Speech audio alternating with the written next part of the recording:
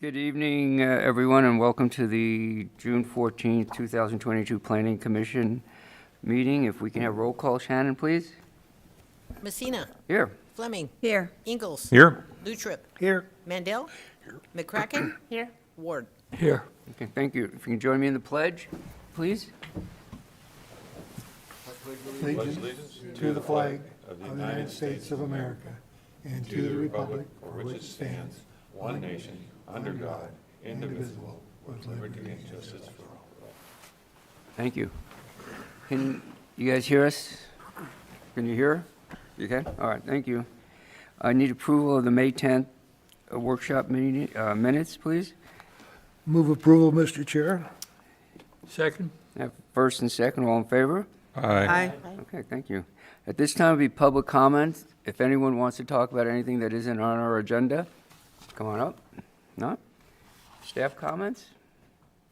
All right. Good evening, commissioners. Good So for evening. July, we are kind of tentative. We're not sure if we're going to be having a full meeting or not. There's one item that was tabled that we're waiting to find out if they will be coming back before us.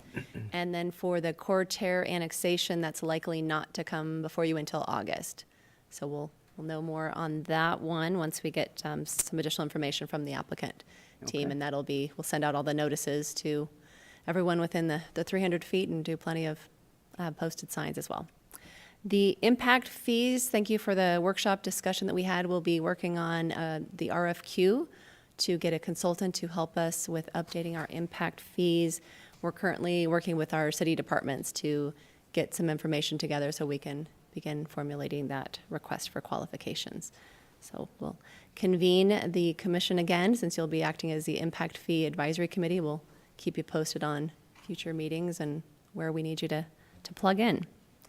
The Regional Housing and Growth Issues Partnership, we're continuing to have our monthly meetings and our working group meetings as well. There are weekly updates that are posted on the website. So the website is rhgip.com. And so that's kind of a helpful place to look at what's happening with little brief updates on discussions at the partnership with the full advisory group as well as the working group. And one of the things that was just discussed is having a joint workshop with this commission and the other commissions in the cities and in Kootenai County as well, to kind of get an update on what's been happening with the Regional Housing and Growth Issues Partnership, to learn more about the toolkit, and to have some open dialogue and discussion about that. So that will be an open meeting, and we'll be making sure to agendize that, and public will be welcome to attend, but won't be able to participate in the discussion. So we'll keep you posted on that as well, and it'll be a good opportunity, I think, for Q&A and to talk with the other communities. So that's all I have. Okay, great. Thanks, Hillary. Appreciate it. Any commission comments at this time? Go Mr. ahead. Chairman, just very quick acknowledgement to Miss Mady Bull of Harding Grade School for introducing me to Flag Day. I think that this is always an interesting day, the June 14th and Flag Day. So I wish everybody a happy Flag Day. Well, thank you for that. One comment I want to make. On our agenda tonight, we had a hearing which was for a PUD and a 16-lot preliminary plat, and that's been withdrawn. So if anyone's here to talk about or wanted to talk about that tonight, we're not going to hear that particular item. Okay. Going into our public hearings. Before that, we have Hillary. the presentation by Chris Bosley. Oh, sorry, Chris. Bigger print for me. Yeah, this is timely.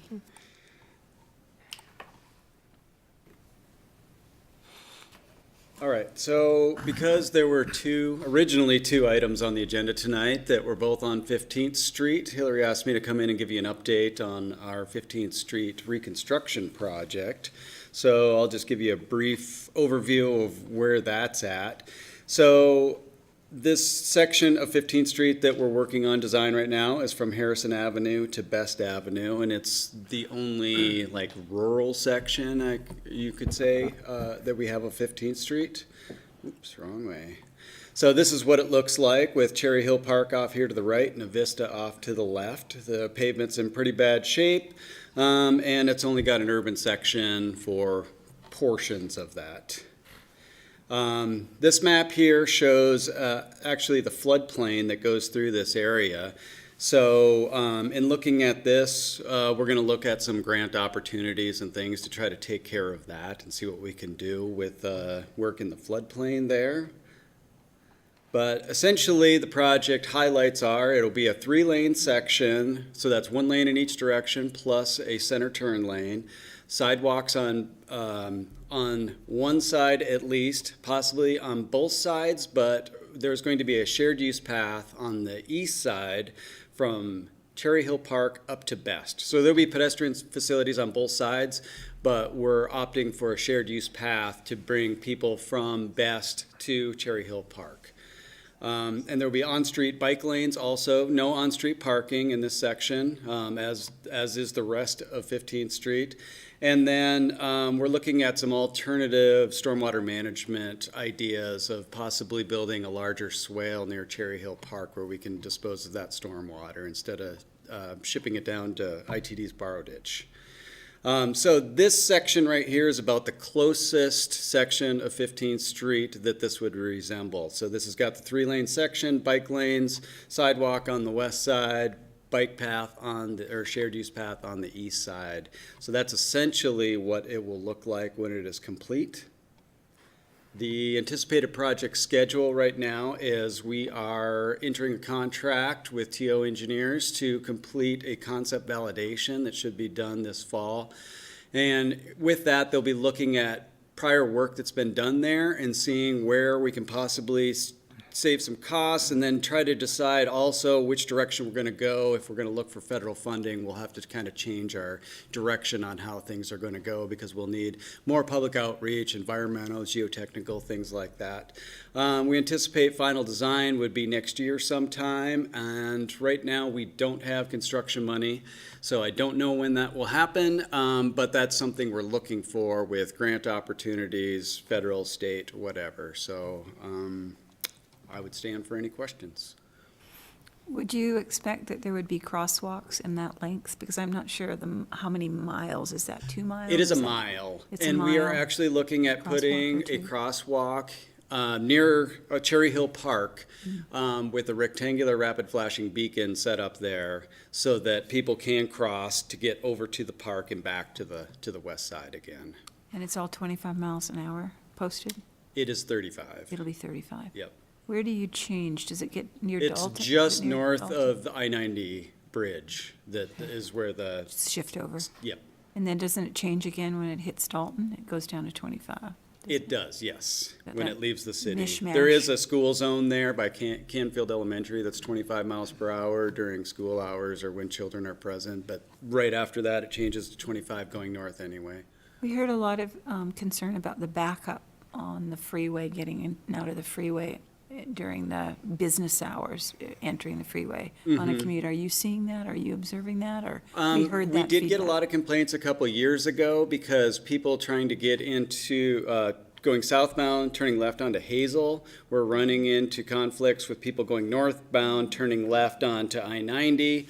We did some restriping to try to separate those a little bit, and it seems to have helped, but coincidentally, this week I'm in a week-long workshop with ITD looking at the widening of I-90, and with that, they will have to be reconstructing most, if not all, interchanges and bridges along there, so Getting that south to north flow, I mean, we're seeing that growth all the time, and that traffic up there is just building and building and building, so it's timely. Yep. Okay. Any other questions, Chris? No?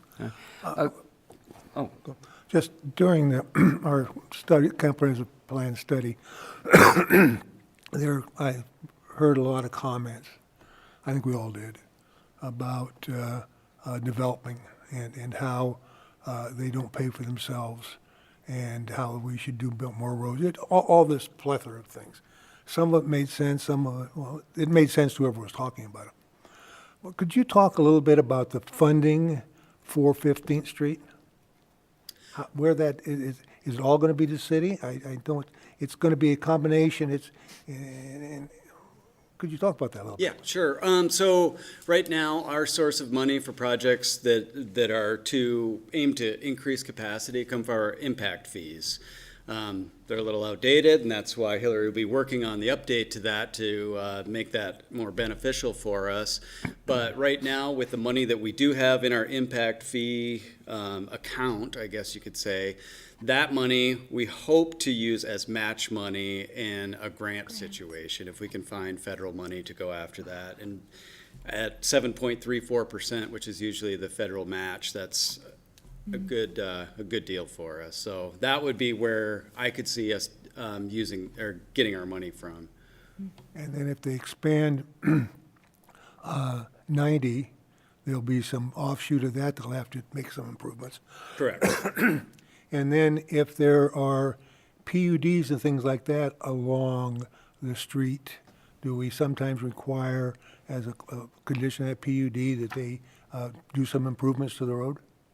Yes. If the road is unimproved, we typically require to make those improvements that include widening, curb gutter, sidewalk, things like that.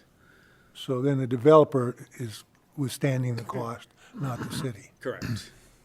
And then follow up on that one, when you put an improvement in, like you have the one where the wrecking yard used to be and so forth, you've got water in there, you've got sewer, you've got roads, who pays for that? So in a big subdivision like that, the developers would be the ones who put that all in, and when it meets city requirements, then we take it over from them. If it is a public system, public street, public water and sewer. The public needs aware, the developer pays for it, Correct. they meet it to city standards, and then they turn it over to the city. Correct. Thank you. Thanks, Chris. I know I talked to you a little bit before, but can you update us on Kathleen? Is that done? And then also what's going on at, I'm sure a lot of people have seen it on, Northwest Boulevard, Yeah, Saltese, that- yeah. So Kathleen, this should be the last week of construction for that one. We added a second eastbound lane between US 95 and Government Way. The lane is installed now, sidewalks in, approaches are in. They're just working on some landscaping on the south shoulder. When they finish that, hopefully by the end of this week, they'll be able to open up that lane fully to traffic. And then ITD will be able to open up their second southbound left turn lane going on to Kathleen as well. So that's really going to help with congestion in that area. Yeah. The Celtice Way Northwest Boulevard intersection there where that slip lane was removed to go southbound on Northwest Boulevard. That is being done by a developer, Parkwood Business Properties, through an agreement with the city of Coeur d'Alene that they would reconstruct our slip lane that met our design that we already had done on a state project that we couldn't get competitive bids to complete the project. And we were going to move that slip lane anyway to make it at a safer angle. So the slip lane will return. It's just not going to be like an on-ramp where you're looking over your left shoulder as you merge on at 35 miles per hour. It'll be coming up almost to a stop, and you'll be able to look just off to your left and see if cars are coming and then go. So it'll shorten the slip lane a little bit, but put it at a much safer angle. And with that, we were able to vacate some property to Parkwood Business Properties so that they could make better use of that lot there in the corner. Great. But they are paying for that entire construction project Oh, there. all right, great. Yeah. Appreciate that. Anything else going on in the city that we should want Any to other- let us know? Any other secrets?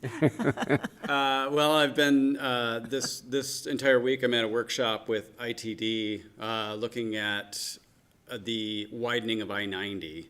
So Oh. there will be, at a minimum, a third lane added in each direction from Highway 41 probably to US 95. There could be more lanes in some areas, whether auxiliary lanes or what they call collector distributor lanes. They've got to reconstruct all the bridges along there because they don't meet the width requirements or the height requirements that they need. So there is a lot going on there. I don't have a whole lot to report on that right now because we're kind of figuring out what makes the most sense. Yeah, well, great. Enjoy your workshop. All right, thanks. All right. Next, we have the applicant is City of Coeur d'Alene, and I believe Hillary is going to give us a update on the city's proposing a new chapter for development agreements. And I have no one to sign up. Okay.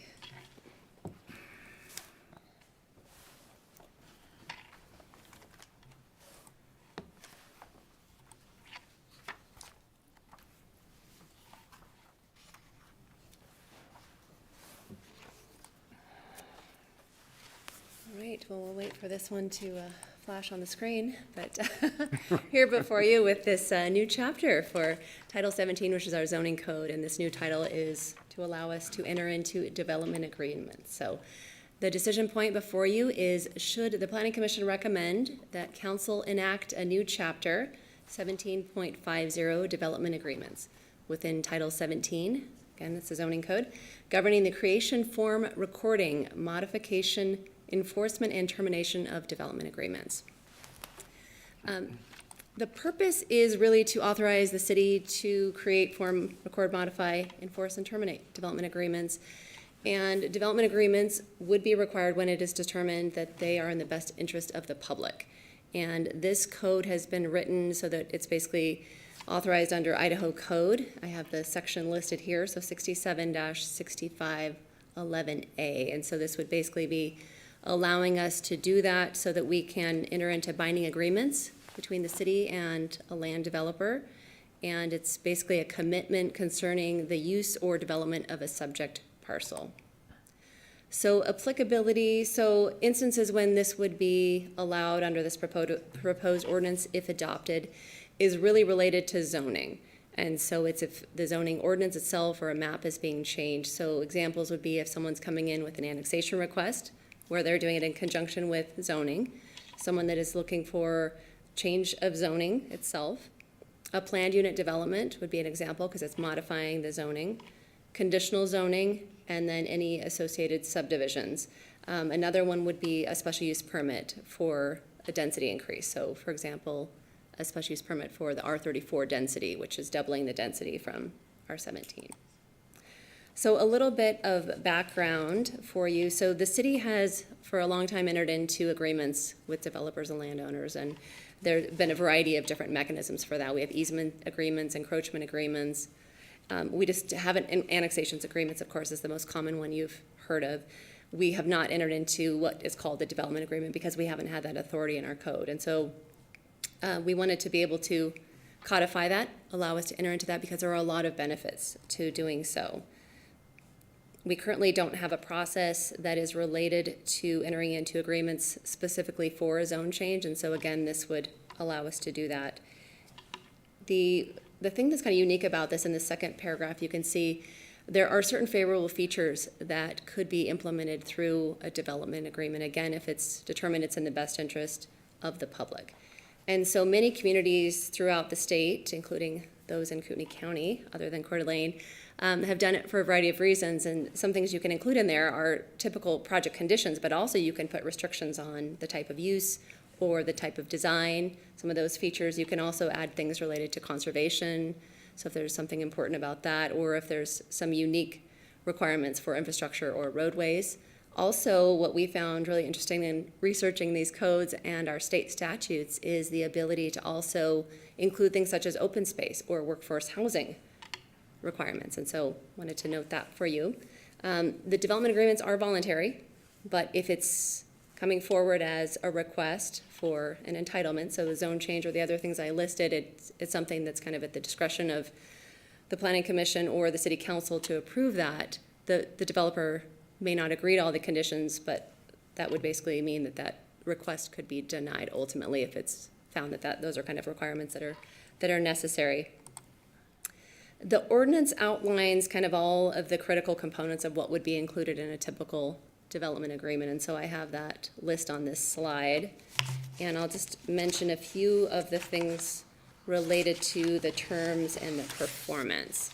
that would be in a typical development agreement. And I do want to point out before I get into this that not every request that's coming before you or city council will have a development agreement. It's really going to be the unique ones, the ones where there's something about the project that rises to that level where, we need something that's going to be more, it's going to be in the agreement, and it's going to be something that we can both track. And so that's important kind of over time, definitely with a large project, a multi-phase project, large annexations, as I mentioned, the R34 requests, things like that. So some of the terms, things that would be included in there might be the allowed uses and the deviations. So, for example, a PUD that might be changing some of the setbacks or things like that. The timing of any of the improvements, that's really critical that we would include that. Any of the conditions from the zone change or whatever the entitlement request is, plus anything else that would be important as determined through the public hearing process. If there's any phasing, if there's any temporary improvements and the duration of the improvements, and then any promises or any covenants that are made by the developer and or the owner to the city, and any promises made by the city as well. And then the duration, that's really important. Is this something that's going to last into perpetuity, or is there kind of a sunset date for that? And then any of the kind of the standard payment of fees, which is really just preparing the agreement, the development agreement. The other things that would be typically included would be if there's a requirement to provide a conceptual site plan, any building elevations or as-built drawings, and then again, kind of the conditions we talked about before. For performance, the agreement would include things related to how you can terminate. So if there's conditions that arise that require us to terminate the agreement or to amend the agreement. So those would be outlined in there as well. And then it also talks about kind of liability and when the city is not going to be liable for changing things or having a change to the city code that might then necessitate a change to the agreement. And then it talks about breaches of agreement and performance. So those are kind of the standard things that you would see in an agreement.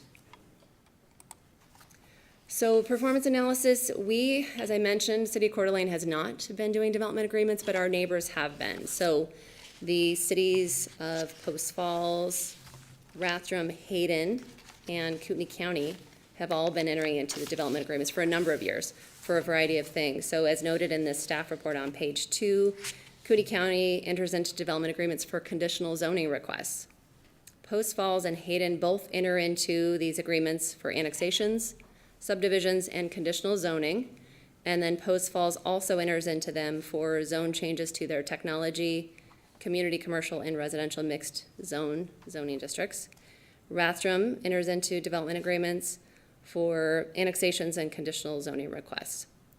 So we looked at these neighboring jurisdictions codes.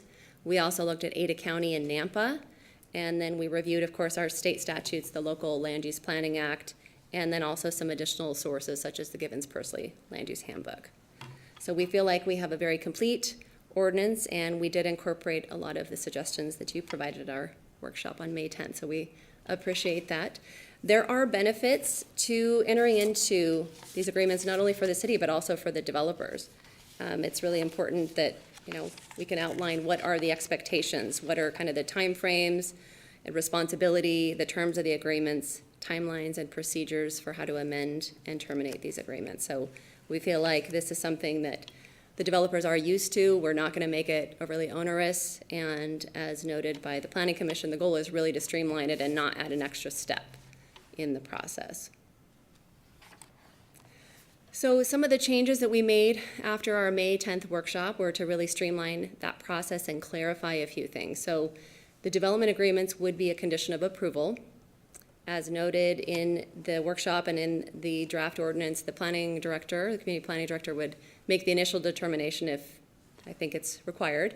And the Planning Commission also has the ability at the hearing, if staff hadn't determined it, to say this project rises to that level, we need to include that. So if either of us determined that, it would become a condition of approval for that development request.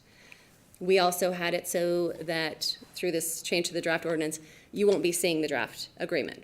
That will be after the hearing. So that'll be prepared by planning and legal staff together, and then that will go forward to the city council.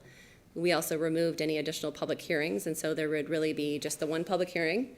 And if there is an amendment, there would be an additional public hearing There would be, if somebody was coming in and amending their planned unit development request, then that would also require generally, the development agreement to be modified, but that could be the same public hearing. So made those clarifications and then also clarified information about kind of who, for future buyers, just to kind of help ensure that they understand the process. And we talked about how we would make sure to include some of those additional details in the actual agreements so that any future buyers would kind of understand how the agreement works and how they could change it or potentially terminate it. We did do some outreach, so as I mentioned previously, we had discussed this with the working group of the Regional Housing and Growth Issues Partnership, and it was added to the weekly updates, as I mentioned on the website that those are posted. Also reached out to North Idaho Building Contractors Association. So Council Member Miller had presented at the Developers Council and let them know we were going to be doing this. I also reached out to their leadership, and I'm on their agenda for next week to present it to the joint government meeting. And then also reached out to the Association of Realtors, which is, I guess, now branded to the Coeur d'Alene Regional Realtors. So anyway, they're all aware of this. Haven't received any feedback yet, but did let them know we're having this public hearing, and then there will be a second public hearing on this with the City Council. So a decision point recommendation. The Planning Commission should recommend that Council enact a new chapter to the Municipal Code, Chapter 1750, Development Agreements. And with that, I would stand for questions. Questions of Hillary? Question, Hillary, you mentioned that not all of them are a development agreement, not every hearing is going to have that. If one comes to us like a PUD and you didn't recommend an agreement, but you did mention that it's up to this commission to perhaps say, yes, how do we make that decision if staff didn't make it prior to that? I mean, what kind of guidelines do we go by? Well, it would be, so when you're making the findings, so whoever makes those findings, it would be through that process. I mean, you could also, in kind of the discussions prior to that, kind of ask staff if that makes sense, but ultimately you would add it as a condition of approval, so it would be in the findings. Okay. But again, it's one of those things, so as we've talked to other communities that have used these, they can become kind of onerous. So again, a very simple, straightforward project, not asking for much, so R5 to R8 zone change probably doesn't trigger it. Small single lot, things like that aren't really going to rise to that level that, because now we have a whole other agreement that we have to track over time. And so I think that's where staff's going to work closely to try and determine it early on. But again, if the commission through the hearing process, hearing from the public, determines that this is something that really should have an agreement, that's absolutely your ability to add that through the process. Okay. A lot of it would be longevity based. Like if Coeur d'Alene Place came up now today, Correct. seeing that volume coming forward over multiple years, I Right. think that would be a slam dunk. That's where you need this. Absolutely. And Yep. we've got one coming up here shortly that on the horizon that probably will fall in that category. Right. So, okay. And what's the timeline? I know it's going to go to city council depending on, It will next month. and then once that's, if whatever the decision, city council, then how does that, when would Then it that? would be codified. So generally, I think, I'm not sure, it's been in about, As soon as it's published, week or which is something? usually the Yep. Friday after the Yep. hearing. So it's Could be that fairly quickly. next month sometime, Should be be by quickly. the end of July. the end of July. as in a development agreement in the work, not in the works, but required of. Correct. Okay. Correct. So that's the goal. And of there's it. no additional costs laid on top of this at all to the Just the developers? preparation for, just the fee for preparing the agreement, which we have that already for Okay. preparing an So annexation it's not, agreement. again, not an onerous thing. It's Correct. something pretty boilerplate. Okay. And for any project that is an annexation as well, it would be an annexation and development agreement. It'd be all lumped together. So we won't have two separate agreements. It would be So streamlined not into two one. incurred costs. Right. Go ahead, question. Yeah, I mean, I think it's a great idea. Having a development agreement gives us another tool to kind of ensure quality development, but allows a certain amount of flexibility that we don't maybe find in the zoning code. But I do have a couple of questions from reading through the document that you provided to us. At the very beginning, and I want to play lawyer, this is what I've done in the past, what I've read in the past, and so. In the very beginning, it says that the agreement can be required as a condition of the approval. Right. And I noticed on your screen that the voluntary agreements were just that, voluntary. My concern is if this agreement is basically being required, but if it reads that way, rather than saying voluntarily proffered, are we setting ourselves up for a rejection by the courts because we are in fact contracting zoning? If that, I mean, that was always an issue in other places where I worked, that if it didn't say voluntarily proffered, it would be a potential legal issue. And I Not don't in know- Idaho. The development agreement statute, 67-6511A, allows cities to require development agreements. It's voluntary in the sense that the developer could say, no, I don't like that development agreement. Then he doesn't get the zone change. But if he does want to go forward with the zone change, the city does have a hammer. They can say, we want this. That also, the ordinance also gives him a second bite at the apple before city council and can say, I don't think these conditions should be in the development agreement. So there's plenty of protections for the developer, but there are protections for the city as well. Just a couple other quick things. When you read through the body of what is required as part of that agreement, really gets very detailed, even down to signage and so on. And I think to myself, if we approve a site plan that basically consists of a site plan, floor plan, maybe building elevations and landscape, and someone wants to make adjustments, don't you as city staff have the authority to make what are reasonable adjustments in the code? And I'll be honest, and look at the way that this is written. If I had a client ask me he should sign it, I said, wait a minute, we don't want this, this, and this. I just kind of felt like it was overkill. I mean, I think it's a great idea, and I fully support it, and if it goes the way it is, that's great. But I just felt there was way too much there. Just a couple of other things. In different places, it says that any changes, it must revert back to the prior zoning, or whether it was ag or whatever it was. And I don't understand why I want to do that. If in fact the covenant says they can do this and you as the director determine they are violating that agreement, we could stop the job. But do we want to actually eliminate that zoning also? And I'm just kind of what the rationale for that is. So let me answer your first question first. So in the actual code, it has a list of things that shall be included, and then there's a list of things that may be included. Okay. And so thinking that in the list of the may be included might be where you thought it was a bit onerous. That might be the as-built drawings and some of the other things but we can certainly, however the commission wants to make recommendations, there could be additional changes that could be made.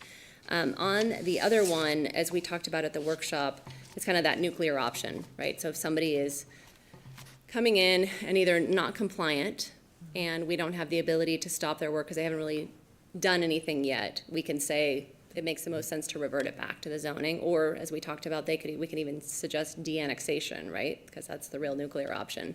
But if a project is halfway through, that may not make any sense to revert back to the zoning. So there are other ways that we can enforce the code and the development agreement without reverting back. Because you're right, in some instances that won't even make sense.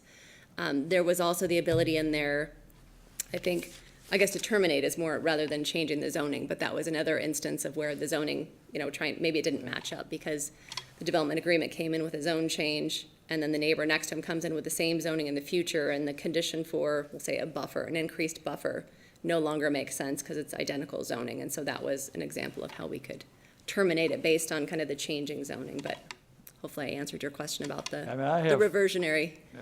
I trust staff to do it. You're the professionals. You know a lot more than the 6 or 7 of us sitting here. I have one final thing, and maybe my own ignorance. Is the city actually a signatory to the agreement? Yes. So if I'm a developer, I have this piece of property, and I say, well, I don't want to develop it anymore. I'm going to sell it off to so-and-so, and I send a release of the agreement to the clerk's office, they're going to see that agreement requires the city to release it as well. Correct. Okay. And it would be That recorded. had happened before to me, that's why I'm asking. Okay. Yep, correct. Yes, So thank you ours very is much, Hillary. structured to be signed by both the developer and the city, and then it has to be recorded. Thanks, Phil, appreciate that. Go ahead, Phil. This is really a two-step process, if I understand correctly. So the management agreement comes before us in some fashion, whether we think there should be one or not. So we talk about it a little bit, and I suspect we do like our findings, we have certain conditions or bullets.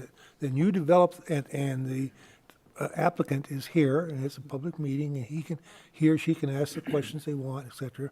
Then we take our action, then you develop the management agreement, then you take it before the city council, and the property owner has another opportunity to argue this before the city council. Very good, thank you.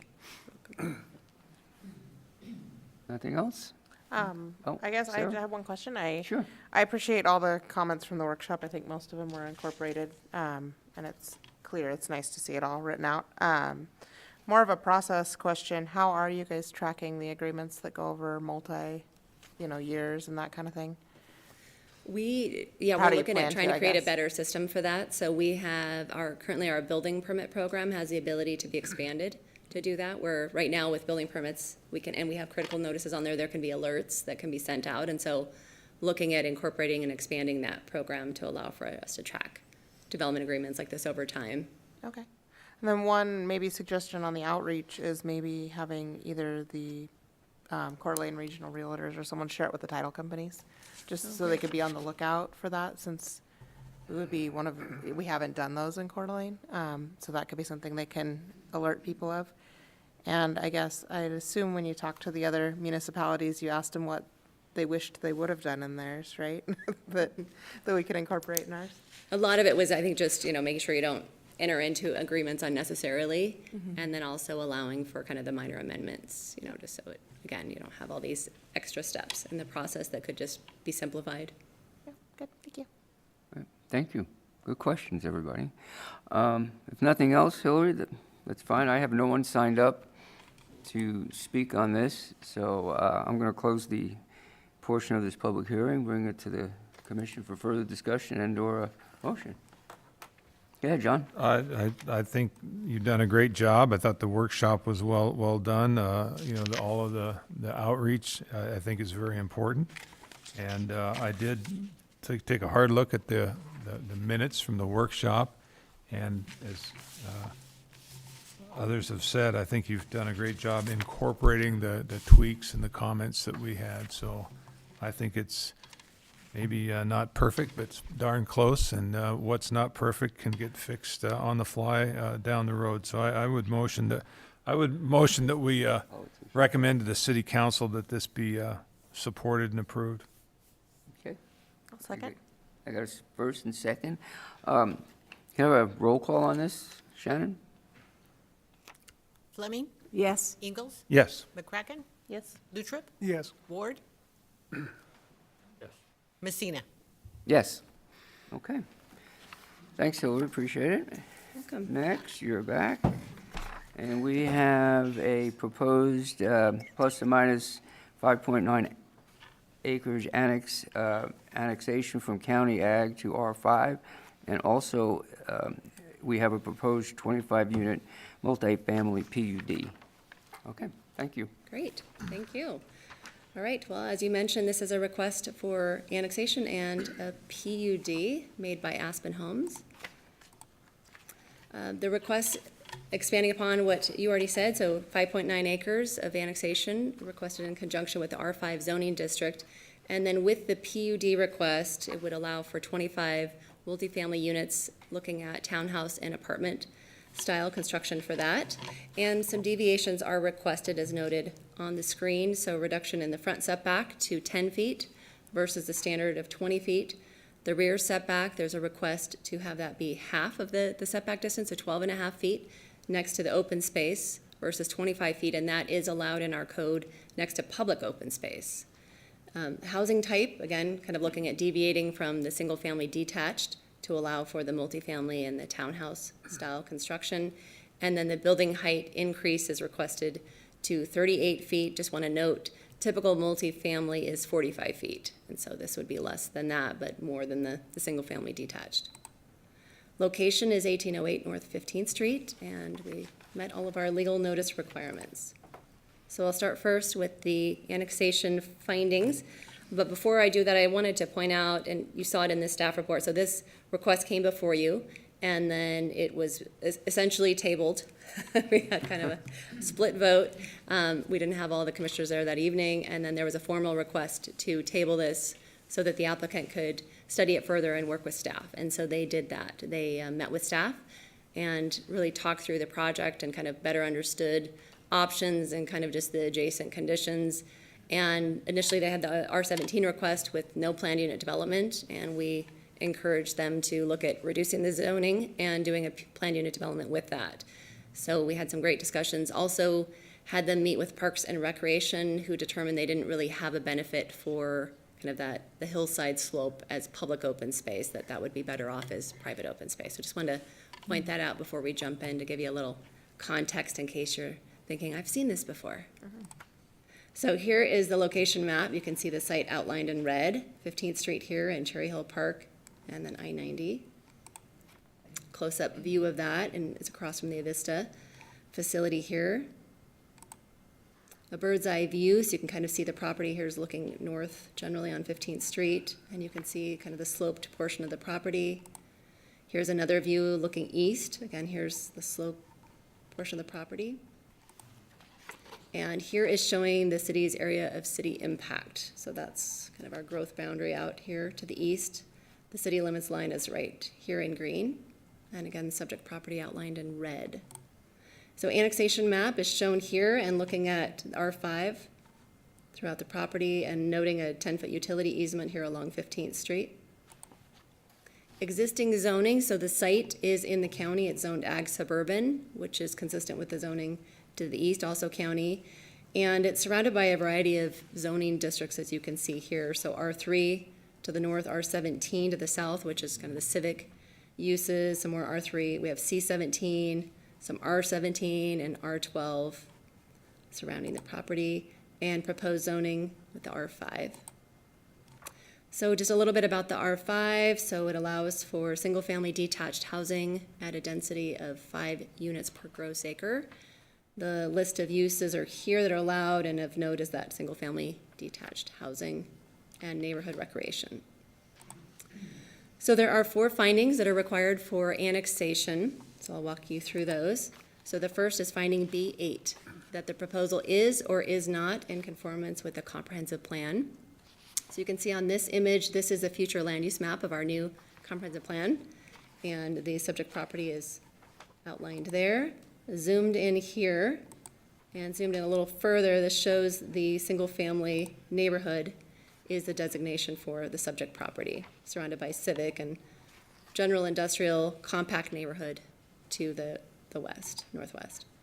So place types in our comprehensive plan, it really kind of helps describe kind of the form and function and compatible zoning types looking at the future. And so here is the single-family neighborhood.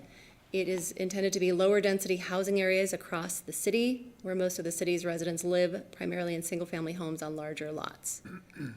But as you can see here, there are compatible zoning districts, and R5 is squarely in the middle of the allowable zoning densities there. There are a number of comprehensive plan goals and objectives that are outlined in your staff report. I'll just go over just a few of those. The first is the goal CI3, so that's the community identity 3. The Coeur d'Alene will strive to be livable for median and below income levels, including young families, working class, low income, and fixed income households, with the objective CI 3.1 related to preserving existing housing stock and providing for new affordable and workforce housing. There is goal ER, which is environment and recreation. Number 2, to provide diverse recreation options, and the associated objective ER 2.2, to encourage publicly owned and or private recreation facilities for citizens of all ages with a variety of uses. And then goal GD1, and that's growth and development, to develop a mix of land uses throughout the city that balance housing and employment while preserving the qualities that make Coeur d'Alene a great place to live. And the associated objective GD 1.1, to achieve that balance of housing product types and price points. So finding B9, that public facilities and utilities are or are not available and adequate for the proposed use. So we had all of the different departments take a look at this and kind of weigh in on the project and determine that they didn't have any concerns. As you'll see in the staff report, there are some specific comments related to kind of the streets and engineering related to the necessary improvements and the requirement to dedicate frontage along 15th Street. And then a lot of the other departments' comments were related to things that would happen at the time of development, so extending infrastructure, and then fire works through their conditions at the time of construction, and police didn't have any concerns. So finding B10, that the physical characteristics of the site do or do not make it suitable for the request at this time. So as you can see on this image, the topographic map, there is quite a slope on this northeast portion of the property, but this portion along 15th Street is relatively flat, and that's the area where they would like to develop, and the rest would remain open space. So across the site, there is about a 150-foot elevation drop. And again, across the entire site, there's an average slope of approximately 24.5%. But if they were to carve that off, then this is very buildable, and the physical characteristics do not make it unsuitable for annexation or development. A little bit on just kind of the site photo. So this is looking at the subject property straight on from 15th Street looking east. Here it is kind of looking, again, just slightly different angle. You can see over here is kind of the Eagles facility in Cherry Hill Park to the right. Looking a little closer at the subject property with this hillside in the background. Another view looking at what's proposed to be open space area. Again, slightly different angle, looking kind of northeast, and then looking back down at the existing residence, and then looking south on 15th Street. And then the Vista facility is here on the right side. Finding B11, that the proposal would or would not adversely affect the surrounding neighborhood with regard to traffic, neighborhood character, and or existing land uses. So our city engineer, Chris Bosley, reviewed the proposal and provided the generation rates for the proposed apartments and townhouses. So looking at approximately 119 trips per day, and that would be broken out into 9 a.m. and 11 p.m. peak hour trips for the apartments. And then for the townhouse use, it's expected to generate 40 trips per day with 3 a.m. and 4 p.m. peak hour trips. So land uses, you can see on this exhibit, so the single family to the north and some to the northwest, the civic uses to the west and the south, and then these are multifamily and kind of and duplex and these more of the gold and the brown colors, and then this is single family development in the county. So next, the planned unit development findings. So it's, again, subject property to orient yourselves.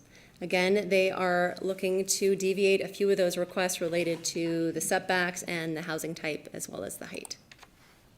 Here is the site plan that shows you a little bit more about what they are requesting.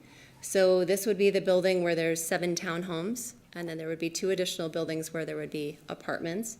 And they have added a landscape buffer with some hemlock trees along the perimeter, and then in this southeast corner, you can see some of the proposed improvements for open space, and I'll walk you through that in a bit.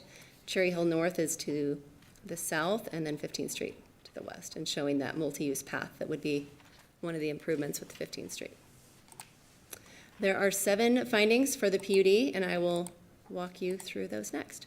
So B8A, that this proposal is or is not in conformance with the comprehensive plan. So we just talked about this, and that it is the single-family neighborhood, and that fits well within this place type. And I already talked about these 3 goals, so we'll just move past those. Finding B8B, that the design and planning of the site is or is not compatible with the location, setting, and existing uses on the adjacent properties. And so these are the same uses I mentioned to you, so the existing kind of single-family development in the county, single-family in this brighter yellow, some of the multifamily duplex, and then the civic uses. Proposed zoning is the R5. Finding B8C, that the proposal is or is not compatible with natural features of the site and adjoining properties. And so, as mentioned, there is kind of that severe slope, but that's mostly in the area that won't be developed and won't be an issue. And the natural features of the site are consistent with the natural features of surrounding properties. Again, here's the topo map. Here are the building elevations from the front and from the rear view. Finding B8D, that the location, design, and size of the proposal are such that the development will or will not be adequately served by existing public facilities and services. And I already mention all the departments reviewed this and did not have any concerns other than kind of the standard requirements for development. B8E, that the proposal does or does not provide adequate private common open space area as determined by the commission, and no less than 10% of gross land area free of buildings, streets, driveways, or parking areas. Common open space shall be accessible to all users of the development and usable for open space and recreational purposes. So they are proposing 75% of the site to be open space. That equates to just over 4.5 acres. And they have kind of parsed that off, and that's mostly the sloped area, but there will be a flatter area at the base, and that's where they're showing some improvements that I will show you, and that would include a natural area, a 3-foot wide gravel path, a rest station with a bench and a viewing area, as shown on this. So this is the area that would be dedicated as the open space. Here are these improvements, and here's a closer up view showing those improvements. Finding B8F, that the off-street parking does or does not provide parking sufficient for users of the development. They have not asked for any deviations. They're providing 2 spaces per unit. Finding B8G, that the proposal does or does not provide for an acceptable method for perpetual maintenance of all common property, and so they will have an HOA that will be responsible for that, and they will work with the city on their CC&Rs and articles of incorporation and bylaws to make sure that meets all of our requirements. So as you saw in the staff report, there were 13 conditions, and we reviewed all those with the applicant team. And we have added a 14th condition that you have printed out, and we have run that by the applicant team, and they have agreed to that. Obviously, you can ask them questions when they come up, but this is related to what we had talked about, right, the 15th Street and kind of their obligation to pay for their improvements to 15th Street. Typically, with a development project, they would actually make those improvements, but because the timing of the 15th Street improvements, it doesn't make sense for them to do that. We don't know the exact grade of the road or how that's all going to line up, and so it makes more sense to enter into this type of agreement where it's kind of a cash out mitigation that they would be paying for those improvements, and they would be making that payment at the time of site development permit or at the time of the 90% construction drawings, whatever happens first. Okay. So you will need to make separate findings for each of the 2 requests, and you'll need to consider the request and make findings to either approve, deny, or deny without prejudice. With that, I Questions? stand for questions. You go first. Thank you. You're welcome. Good presentation. Appreciate it. A few questions.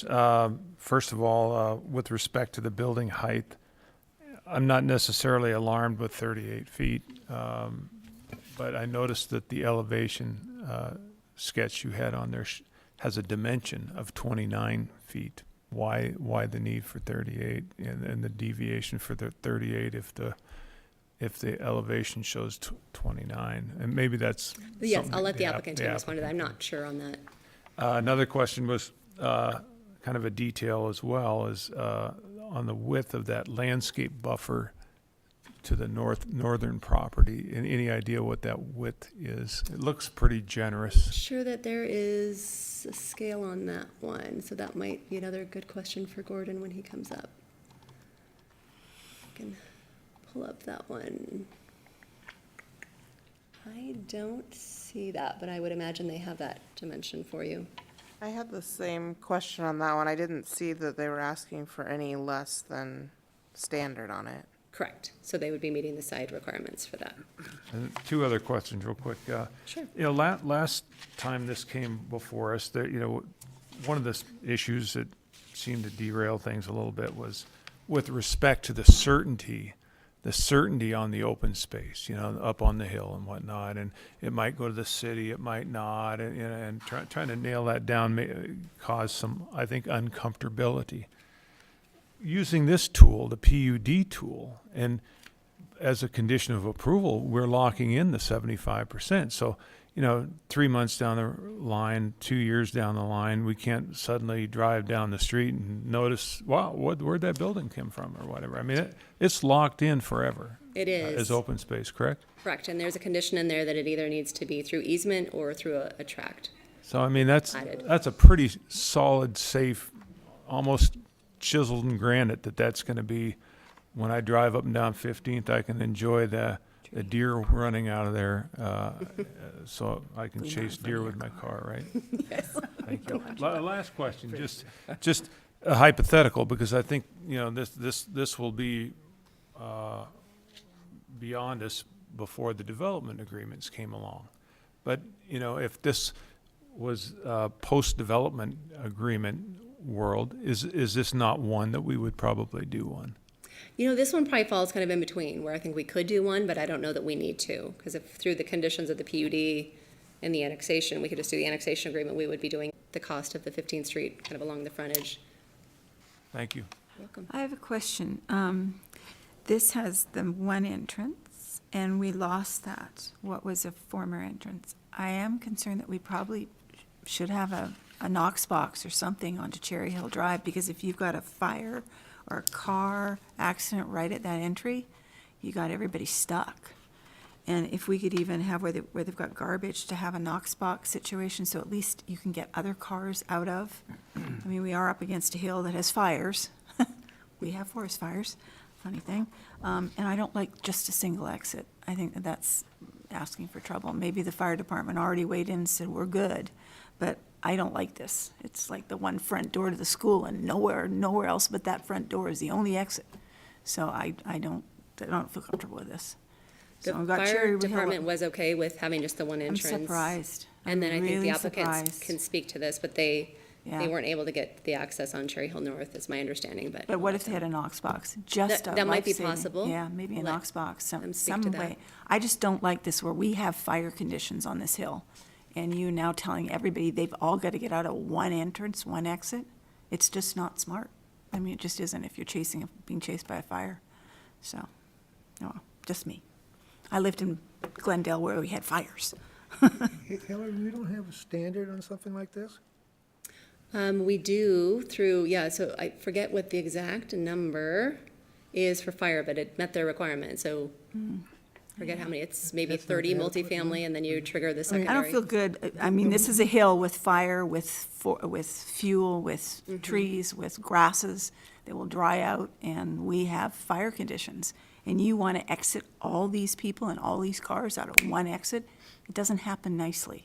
I think it's 30 units, isn't it? I think it's 30 as well. Chris and Gordon probably know offhand. Yeah, So if this it's is under just- 30 units? It and we is, it's don't need- 25, Yeah, and just, If it's over, then your issue would be addressed, but if, yeah. correct. I mean, it makes a lot of But sense. you're literally 5 feet from an access road that in a Knox box situation, you can get through that exit. At least the pile of people trying to get out of that exit. So, it's just my thought. Anyway, but otherwise, yeah, it's good. Mr. Chair, three very elementary questions. Okay. Under the current zoning, Right. how many structures, how many buildings could they build there? Oh, let's see, I didn't calc that. What are they, 5.9? So they'd be able to get more than they're asking for. 'Cause they- How much? More than they're asking for. Under the So current, closer to 30, under yeah. the county? Oh, under the counties, no. I don't know the counties for how many units So how much under the without county? subdividing. I don't know if maybe the applicant has calculated that. I haven't looked at the Yeah, counties. That'd be a good question for Gordon when it Yep. comes up. Well, okay, and then if, under the R3, they could get more than 25? Or, I mean, under the R5? R5, they could, yes. So if you looked at the whole site, they can get the density from the entire site. So it'd be closer to 30 units they would be able to get. So they're asking for 25. So the 30 units, would that include the open space that they can't build on? Right, because in a PUD, you can claim gross acreage to calculate, and then you can kind of cluster it together. So they could get closer to 30 But units. if they didn't have a PUD and they wanted to build just on this footprint they currently have, Right. they could put more than 25 units there. On just this footprint, I think this one was 1.5 acres, roughly, something like that. So no, they would not be able to do that. They would They wouldn't be able to put 25. 8 units or something on there. They would If it not- was just calced on the 1.5. But if they're I- calced on the I've- 5.9, they can get up to 30, and they're just asking for 25. They're just clustering it together on the lower portion of the property. So basically what they're doing is asking for an annexation within R5 with the whole property, but Correct. building in a section of the property, and that's how they're able to get the amount of units Right. that they're building on there. Even though the hillside, let's say the open space isn't going to be buildable, but the calculations are still on the whole property. But absent the PUD, they couldn't have that many units. Unless they had different zoning. So before they came in with the R17, so if you had a Well, higher, you'll you're right, it's all I have a math. reason for these questions, they don't Right. come up with the developer. Okay, another question. We're asking for an RR5 Correct. zoning, and I'm looking on the page 7, and principal permitted uses, and these are basically townhouses or condos or whatever you want to call them. Does that fall under the single-family detached housing? Where is it? It would not. So that's the deviation on that slide where they're Okay. asking for a deviation of the housing type to Okay. become So multifamily we're- townhouse. We're going back to our comp plan, basically, Correct. that this is allowed Right. within our new comp plan. Yes. Even though it's not under the principal permitted Correct. uses under R5, our new comp plan is allowing townhouses. Correct. and- And Okay, even the old comp plan did too. So a PUD allows you to deviate the housing types. okay, right. It's PUD. Go ahead, Phil, sorry. A couple of questions if I could, Hillary. Okay. Do you know, or can you tell from anything you've been presented to you, the point where their drive of these 25 units exits onto 15th Street? I'm going to assume that a lot of those be left-hand turns going to 90, which can meet access going east or west, I guess. That being the case, do we know what is across the street? I know there's commercial, but do we have conflicting drives there where someone going left out of this development is confronted with someone going left across the other side, but at an offset? I think that's a I'm trying to pull up the image to see if I can get an aerial that's a Yeah, little I think that's a clearer. Vista, and their driveways are not in Looks like it's line with offset. this particular Here you driveway, go. but I guess maybe Gordon can address that a little bit for you, This too. image kind of shows you it's offset. And then as Chris mentioned, the 15th Street improvements are going to have a center turn lane, and I believe that's the full length of it? Yes. Okay, so there would be a center turn lane, so there would be the opportunity Okay. to get in the turn lane before making that turn to make it safe. All right, I'll wait till they explain. Can I ask you just a couple other things? Sure. The open space and the density, if the area that is basically not buildable Right. was not annexed in zone, would it count as gross acreage for their open space and density count? They have to annex it in and zone it for them to include it. Okay. Right. In this draft report, or in your report, it says the fire department reviews for water extensions and so on and site access. Is that already done, or is that to be done if this plan is approved? That's what I didn't understand from reading the They've report. looked at it before and didn't have any concerns, but they do that more closely when it's the time of development. So they're basically saying, as far as fire is concerned, their vehicle access, this all works for them? Right. Okay, thank you very much. You're welcome. I guess back to the math on the density here. Is there a particular reason why the request is R5 now versus R17? Yeah, so staff had met with them and we discussed that probably makes more sense. It's consistent with the comprehensive plan. The R17 really isn't, even though it's the same use type they're asking for. But it made more sense rather than doing the R17 and the R1, just do the whole thing as R5. You get the unit count. They didn't need the full number of density that they would get with the R17. And it fits squarely in that single-family designation place type for the new comprehensive plan. On the upper lot, I mean, In the upper lot any is, sense to do anything more dense? correct, right. It just allows that clustering, which is a benefit to everybody and keeps that hillside as open space. Okay, thanks, Hillary. Oh, another question. Last time we had this, we had a adjacent property owner come in and talk to us. Were they aware of this tonight? Yes, and maybe Gordon, the applicant, can speak to that Oh, as that- but well. the- Those the- property owners are not here this evening. I just want to know that if the city let them know. Correct. Okay, And very they good. actually, I think, have met with the applicant team, Okay. and the Thank you. owners. We can ask Gordon that, too. Okay. That's it. Thanks, Hillary. Okay, Appreciate you're it. welcome. Come on up, Gordon.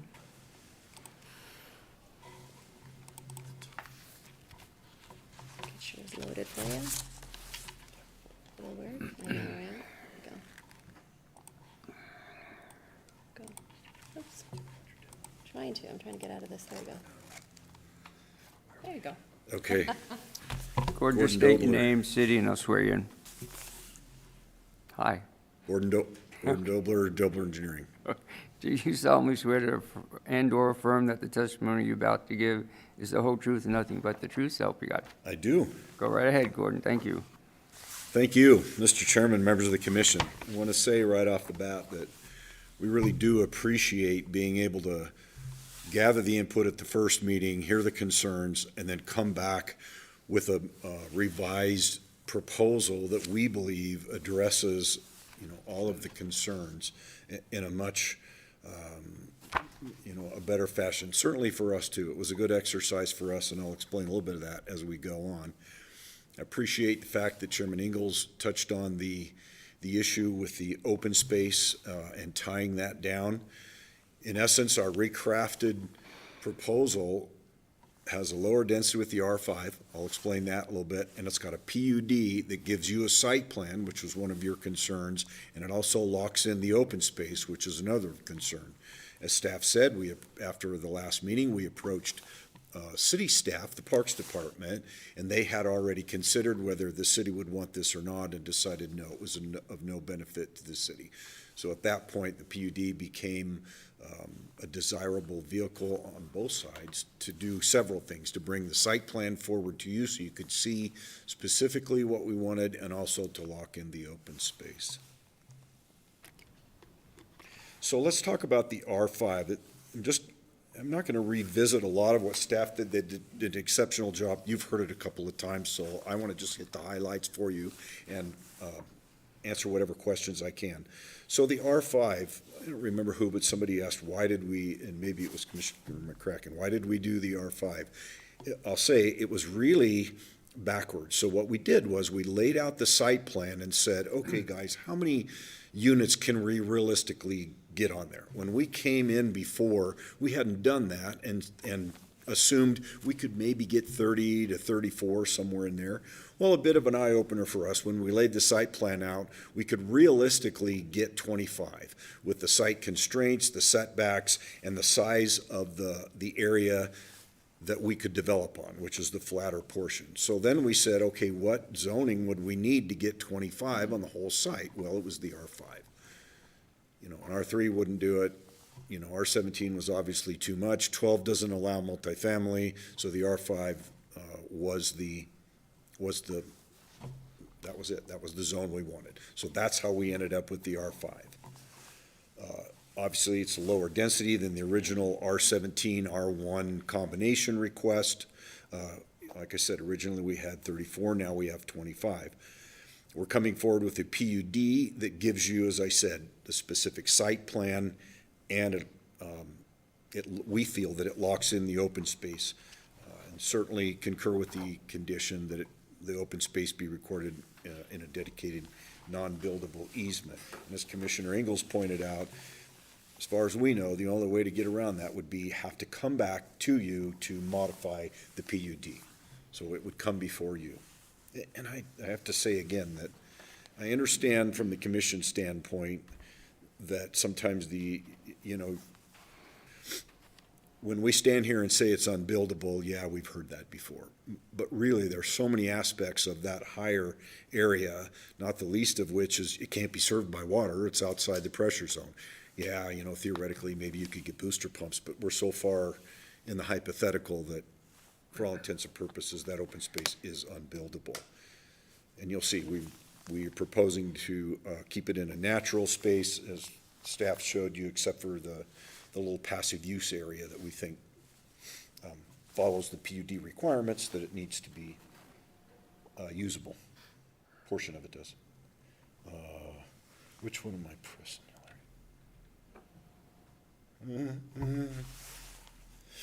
Okay, and now we're going to advance. There we go. Okay. So 2-story multifamily units, you've seen them, the 3 structures. This buffer zone is 10 feet along the north side. We are not asking for any special waivers. In fact, we've added the trees at staff's recommendations. In fact, Parks recommended the hemlock trees. So we'll add those, trying to be as sensitive as we can to the residents to the north. We did have some offline discussions after the last meeting that were mutually beneficial, we think. I can't speak from, and I won't pretend to, but it seemed like one of their realizations is that progress is closing in around them, and they were thinking about moving on. So again, when we created this site plan, we are trying to be as sensitive to, certainly to the residents to the north, but also the surrounding area. So just one example is, we did originally have the trash enclosure on this side until we realized that this where would be, the garbage trucks come in the morning, that's where all the noise is. Yeah, so we just flip-flopped it down to this lower area here. We're abutting, the park area. There's no residents, no sensitive noise receptors down there. And just did that kind of triage analysis of the site plan for sensitive receptors, certainly to the north. We have buffer zones all the way around it. We think that this is a much better solution, and you can see the site plan. This does get locked in with the PUD to a great extent. So any substantial variation from this would have to come back to the Planning Commission. We don't plan on doing that, but we feel that that addresses, your concern about, gee, there are just, a lot of things that, we want to tie down that don't seem to be. So we're hoping you agree with us on that one. Let me jump to the access real quick. Commissioner Fleming's question. We do not have access to Cherry Hill North. We don't have any legal access. We approached the Eagles, and they said, no way, no how. We would have liked to, but that didn't work out. So we have no ability to put a second access on Cherry Hill North. Our access will be off 15th Street. It doesn't even come close to the fire department requiring a multifamily. It's going to be over 100 units before you require a second access for multifamily. For single family, it's 30. And we wouldn't even meet single family. So it certainly more than meets the fire code requirement. I had some offline discussions with the fire department regarding the turnaround requirement. So anything over 150 requires a turnaround, but the way we've laid the parking lot, that more than satisfies it. They can come in and perform their turnaround here as well as get access to this far building C. So fire department was happy, and it meets fire code. Main access, again, will be from 15th Street. So there is water and sewer in 15th Street that currently exists. It's adequate for this site. We will only be bringing water and sewer services. There'll be no main extensions, water or sewer, just simply services to serve the three buildings. And again, staff's touched on all this, did a great job. This is going to be a bit redundant, but I spent hours and hours putting this slide together, so we're going to, by God, we're going to talk about it. No, I'm kidding. So again, the R5, the PUD is to allow multifamily in an R5. You've already asked that question. There you go. That's the main reason for the PUD, as well as the site plan. So the other exceptions, deviations would be the front yard setback of 10 versus 20. It's a tight fit with the units we have, and this would allow us to do it. That's from the property line. The property line is 2 feet behind the multi-use path, which is a 10-foot wide multi-use path, which is about 10 feet from the back of curb. So you still have a fair distance to the street curb from the building face. It's not like it's going to be, right behind the curb. The rear yard setback was an interesting one because in the R5, it's 25, but it can be cut in half for public open space. Well, we had a bit of a discussion with staff and said, gee, do you think that the open space we're providing is public? And they said, I don't know. So we threw it in here anyway and said, we think it might meet it, but if it doesn't, let's put it in as a deviation. That, yes, it's open space, and we think the 12 and a half feet, it's certainly what we need to make this work, and we believe that it's not going to be a problem, and under a stretch would certainly fall under the existing R5 allowances. Let's talk about the height. Good question, Commissioner Ingalls. So, in the past, you know, very astute observation, which I was going to bring up, that in the cross-section, the building height was about 29 feet. And the question is, well, why are you asking for 38? Well, part of it is, there's always, I mean, these are rough drawings, there's always a few feet left over for facade or a little peak or blah, blah, blah. The bigger concern is the height is measured from the adjacent average grade. Well, we've got some relief on this project. It goes into a little valley, and we just don't want to get caught after going through all this by missing it a foot or two, because the adjacent grade varies. And at one point in the final analysis, when we finished our site design and building design, it could be 32 and a half. We just don't want to take that chance. We chose not to go as high as the other multifamily would be allowed up to 45 feet, because we're only proposing 2 stories.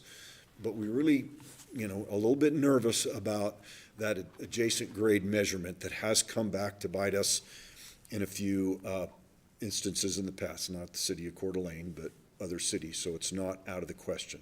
So the dimension on the architecture, if you will, is 29 feet. So even at the 38, which is better than 45, even at 38, it's a pretty conservative request to 38 just because of the undulation. So this is not a towering deal. Yeah, we didn't think so. It's more of just a level of comfort, margin of error thing for us. What do you mean, a margin of error? Have you not designed these yet? Have you not figured out exactly how they're gonna sit on the property and everything? The buildings? What's that?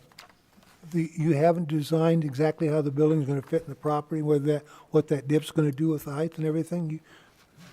So we've laid the buildings out. What we haven't done is finish graded the site.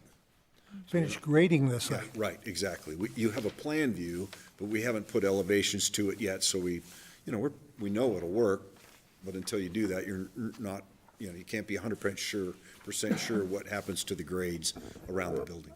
When you grade, you're gonna measure, or you're gonna fill, or you're gonna cut? We'll be in fill here.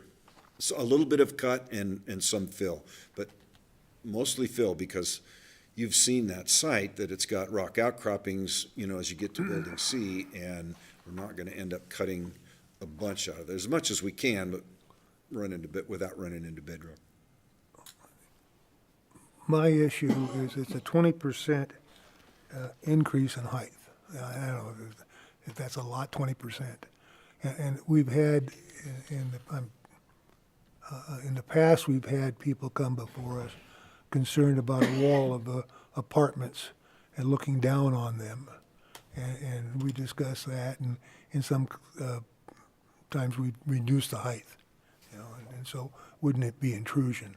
And so I'm thinking the way these are set, I think I'm primarily concerned with building A, that if the extra 6 feet does cause more of an impairment, I think, to the adjacent property owner. I understand that. The building height itself is, I believe, somewhat locked in through the PUD. It's the measurement that's the issue here. So I don't know how much we could even change the building height if we Don't wanted fill it to. in. Say But again? anyway, what's the building height around the buildings around? Is this substantially higher or about the same? Oh, it would be about the same as a 2-story. It's typical. Same as across the street of Vista and so forth? Same as the fire station? I know they're 2-story. I don't know the fire station's 2-story. Well, I'm just wondering how this fits in height-wise with the, So a 2-story home is going to be close to 30 feet at its peak. I'm concerned about going up over 32 feet for how it's going to impact the adjacent property owners, is what I'm thinking about. Yeah, I get that. And again, all I can say is the building isn't getting any taller. It's how we grade it, and we have to lift that site up. We have to fill that site to be able to build it. It's in a hole, and it won't work without filling it But up. So Hillary, can you clarify the multifamily, the height is 45 feet, right? I wrote that. Yep. And I think one point of clarification too is, so how we measure height is average finished grade. So I think that's where they have concern, is because if your property has a slope, then that does affect how we measure it. And so that's why they're asking for the additional height, is my understanding. But you're still less than 7 feet less than multifamily. Yes. Yeah. And we don't foresee even getting close to 38 feet with our building, as it would be 45, so. So I guess lastly, appreciate working with staff on the added condition. We're certainly fine with it. There were some suggested conditions. Just, you know me, I'm a detail kind of guy. I'm not going to dwell on any of them except to say that there were several in here related to sewer that we don't think are even going to apply.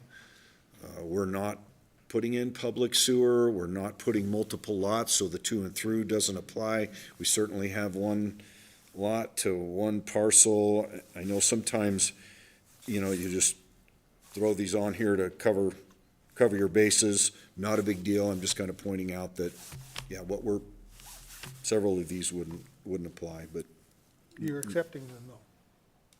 You're accepting the conditions? we would probably want to refine those sewer ones a bit because they don't apply. In the end, if the council wants to put them in the annexation, fine, no problem. And are you really talking about 8, 11, and 12, Gordon, if you have that?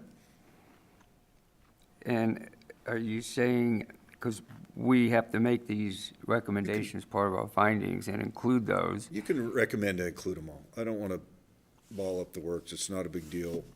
Okay, so Yeah, depending no on how problem. this goes, the findings would, I mean, the Yeah. recommendations, all of them, all 14 of them would be part And of the it? additional. Okay. Yeah. And you can battle with city council later. Let's see, second half, driveway alignment. I think I touched on all of your questions. If I didn't, I'm certainly able to answer whatever else you may have. Any other questions of Gordon before we let him go? Not at all? Okay. Thanks, Gordon. Right, thank you. I don't have anyone signed up. I see a couple of people. Does anyone want to speak on this matter? Come on up if you didn't sign up. If not, I'm going to close public hearing on this matter and bring it to commission for further discussion and a motion. So, go ahead, John. I'd throw out a little debate. I think in general, my sense is that sometimes a project that goes through added iterations tends to be a better project. And I think that's what we have here. I see the positives in my mind. I do like the view. I think the city has had a history of protecting hillsides. You know, we have a hillside ordinance, and we're all about, not having structures up in the hills and protecting the scenery and the view, and I think that's a big plus. I think 25 units rather than the previous 34 is mo better, as they say. And I think this is some of that missing middle kind of housing. And when we did our board games, as we were doing our comp plan, and we put little boxes on the board game of where the infill housing should go, that's right where it should go. On an arterial that Mr. Bosley would say can handle a little bit more traffic. And so the preservation of the open space. And then lastly, I think the positive here is more in favor of just the annexation, is this is a piece of property that's on a city street. That, the house to the north is in the city, and the one that this sits on in the county, we call them donut holes. Another way to look at it is it really belongs in the city. City maintains the street, the city plows the street, city paves the street. The people that live on that property are going to go to the park just like I live in the city and pay city taxes. So this kind of closes one of those city loopholes. So I think this is a pretty strong project. Thanks, John. Appreciate it. Any other comments? Yeah, I'm making Sure, a comment Phil. if I could. Sure. Discussion. Yeah. Yeah, under some circumstances, other than how they are now, I might be opposed to this. But the housing is essential. It's the type of housing we need. The location is pretty good. The acreage, the site plan itself, if it was standing strictly on the 2 acres, well, it couldn't, obviously. It'd be so many variances, we wouldn't approve it. But with all that open space, and whether it's usable, buildable, I really don't care. It's open space, that's what we want to maintain. And therefore, we've got a lot of open space. We have 5 units per acre, which is about as low as you can get, and still build the site, I guess, that is economical. Looking at the site plan and based upon the staff comments, fire can get in there, they can turn the truck around, I mean, put a fire out, so I'm not too concerned about that. What happens up 15th Street with the improvements will help a lot, but, you know, traffic is traffic. We need to start dealing with it in a rational manner, but at the same time, we need to deal with housing for people that I hope is somewhat kind of affordable despite the current market.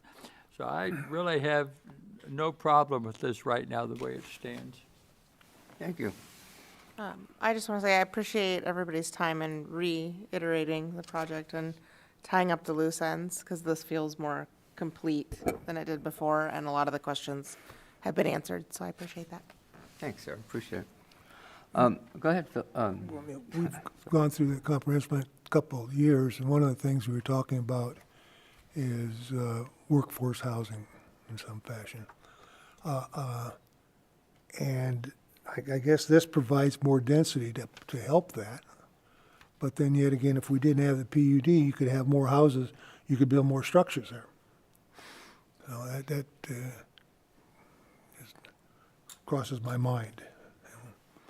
And it seems that when in an annexation, my view is a little different than John's and maybe others, is it's really an exchange of values between the city and the landowner.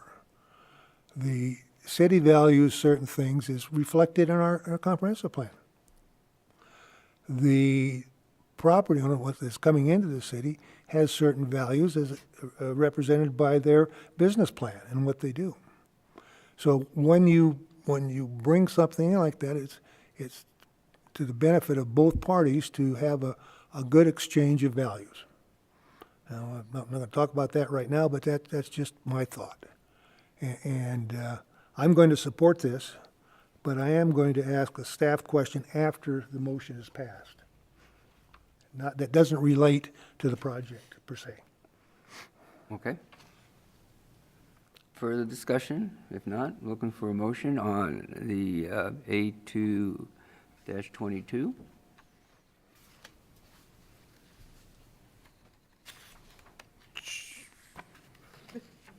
Sure. I figure how many things you need to read, so I'll refer to John. I'll take this on here. Bear with me, it's a bit of a lengthy one here. So with respect to annexation A-2-22, I'd make a motion working through it in the format of the worksheet, that this is a matter that's come before the Planning Commission tonight on June 14th, 2022, and there being present a person requesting approval of item A-2-22, a request for zoning prior to annexation from County Egg Suburban to City R5. Applicant being Aspen Homes and Development LLC. Location is 1808 North 15th Street. And we would make findings starting with B1 through B7, the background facts that are indicated in our worksheet here, and that the more substantive decisional findings, starting with B8, that this proposal is in conformance with the comp plan policies as are written in our worksheet, that this sinks in well with all of those, with particular emphasis, I would say, on providing housing opportunities for that are more geared to workforce and affordability, towards more median and below income levels. It supports Coeur d'Alene's natural environment with the open space preservation, and helping with the balance of housing products, affordable housing, et cetera. Well supported by the comp plan. Jumping to B9, that the public facilities and utilities are available and adequate for the proposed use, and that's based on Hillary's presentation, as well as what's written in the staff report, page 15 and 16, that all of those water, wastewater, traffic issues are accommodated without issues. B10, that the physical characteristics of the site do make it suitable for the request at this time. And a quote from the staff report says that the physical characteristics of the site in regards to the site plan that was submitted do not make it unsuitable for the annexation request. B11, that the proposal would not adversely affect the surrounding neighborhood with respect to traffic, neighborhood character, or existing land uses. Traffic has been well addressed by the city engineer without objection. The staff report also talks about the area having a range of housing choices in the area, as well as a variety of zoning districts in that general area. So with that in mind, it's a good fit with the neighborhood character. So as a conclusion, the Planning Commission, pursuant to the aforementioned, finds that the request of Aspen Homes and Development for zoning prior to annexation, as described in the application, should be approved with 14 conditions that have been provided, including the 14th that was brought to us in a kind of a supplemental sheet here. So, Thank you, John. Any second? Second. I have a second by Lucia. Roll call, Shannon, please. Fleming? Yes. Ingalls? yes. McCracken? Yes. Lutrip? Yes. Ward? Yes. Messina? Yes. Okay, A2-22 passes. Now we move on to the Mr. action. Chairman, Yeah. oh, I'm sorry. That's, Okay, One after more. yes, there's one Okay, more. all right. one more. I don't want to get what I'm saying confused. jumping ahead. Oh, I did, I'm excited. We'll move on.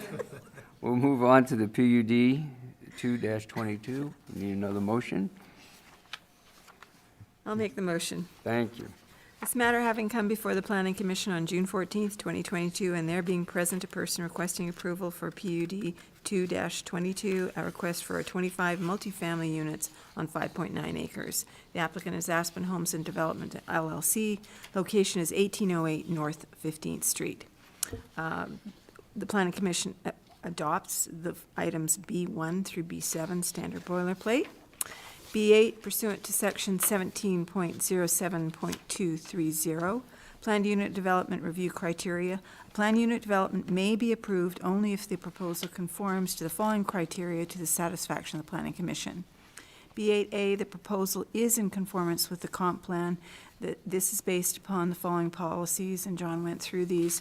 Primarily, this focuses on the missing middle, median and below income level housing, proximity to the nature and the parks and the environment, and connectivity to travel on our local roads and the highway adjacent. And then, let's see, did I miss anything? No, that's good enough. B8B, the design and planning of the site is compatible with the location, setting, and existing uses on adjacent properties. It tucks right in at R5 and is not in conflict with any adjacencies. The gift of the open space is very desirable and protection of our hillside nearby. B8C, the proposal is compatible with the natural features of the site and adjoining properties.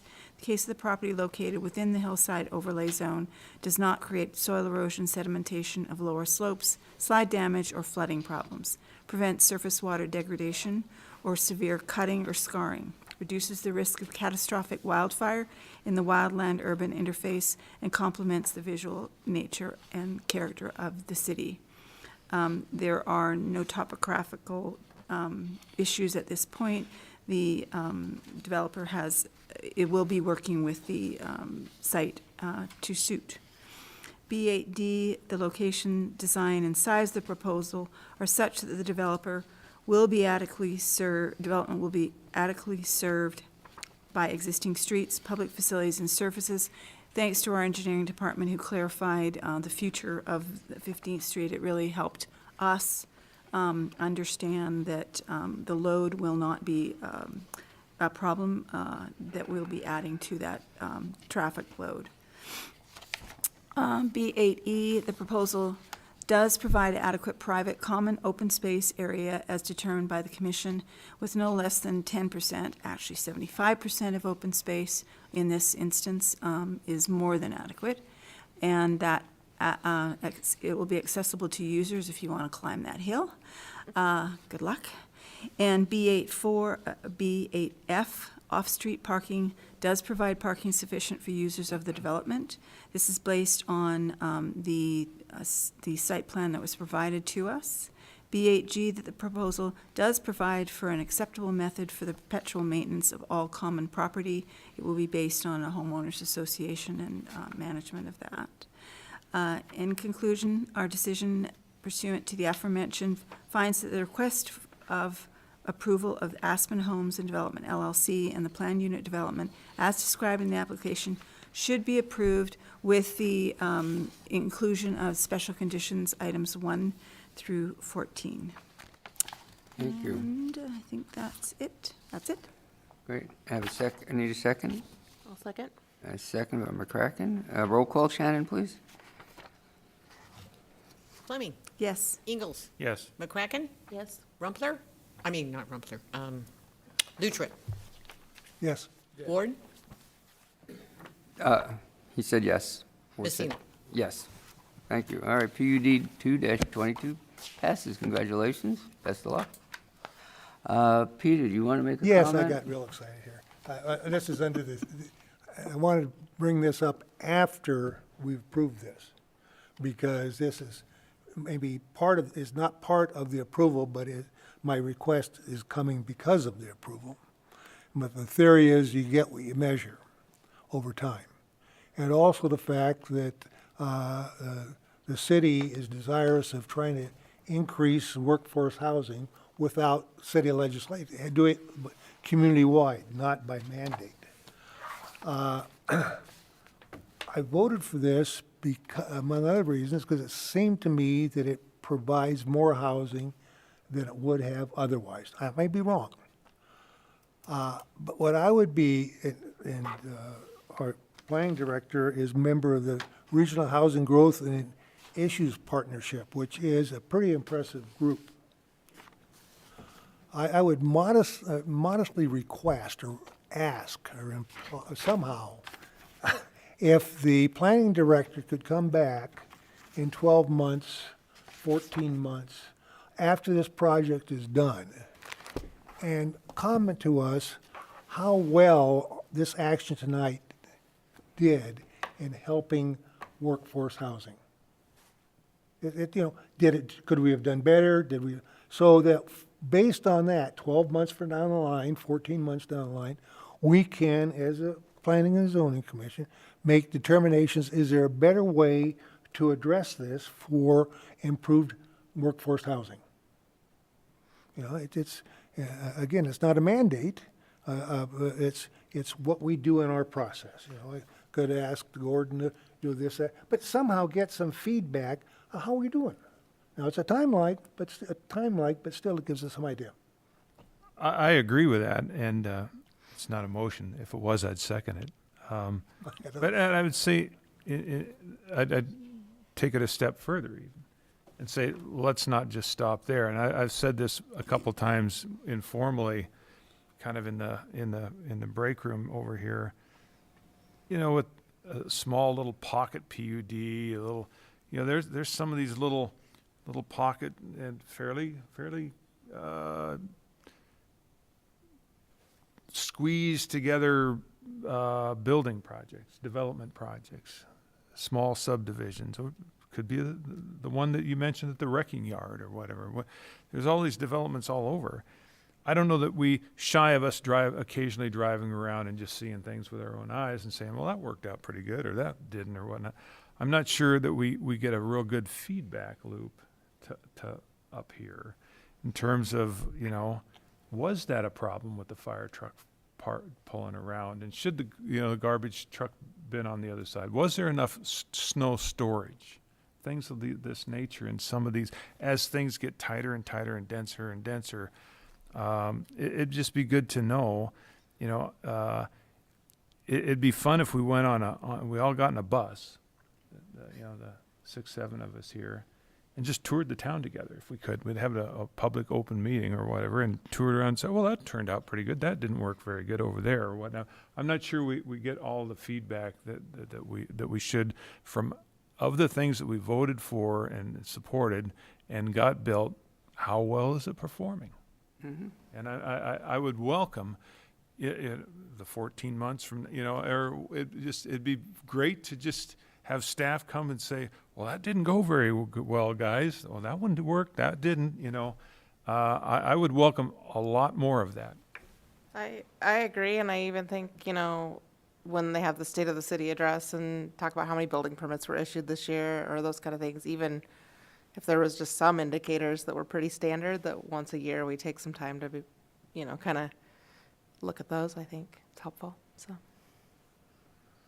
I leave that up to staff. I remember we've done a bus tour or two a couple of times since I've been here, and I'll let staff kind of figure out when that's appropriate to do and what projects they might want to go see, so.